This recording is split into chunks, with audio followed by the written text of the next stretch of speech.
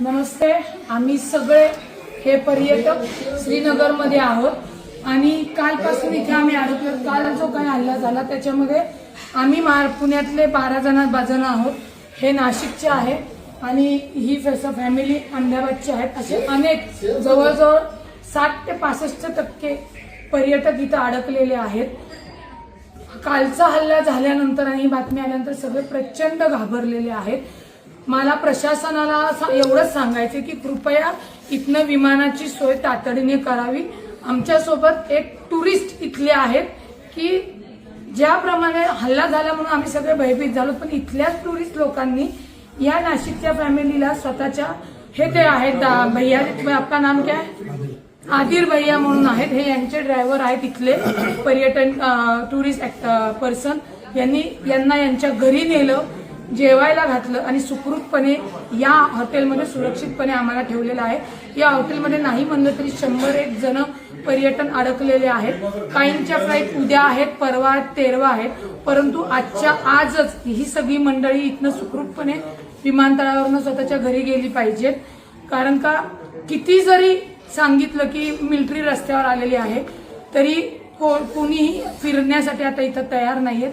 आणि हे जे काही टुरिस्ट ऍक्टिव्हिटी आहेत यांनी जी काय मदत केली यांना ती शब्दात सांगू शकत नाही. कारण का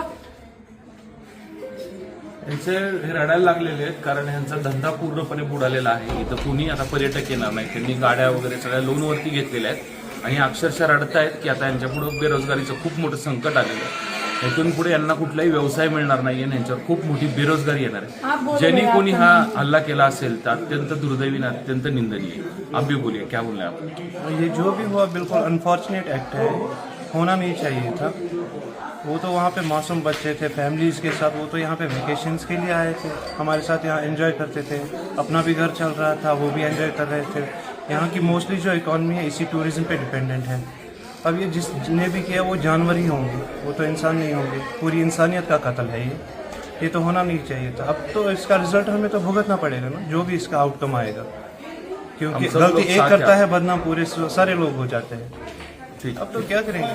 आमचं महाराष्ट्र सरकारला, कर्नाटक सरकार असेल, सगळ्या स्टेटला लोकांना विनंती आहे गव्हर्नमेंटला की तातडीने विमानांची एक्स्ट्रा विमानं अवेलेबल करून आम्हा सगळ्यांना इथनं सुरक्षितपणे आपल्या आपल्या राज्यात घेऊन जावे आणि लवकरात लवकर ती हे करावी. मी महाराष्ट्राचे उपमुख्यमंत्री अजितदादा, केंद्रीय मंत्री मुरली यांच्याशी संपर्क करून इथे जेवढे पर्यटक आहेत त्यांच्याशी बोलून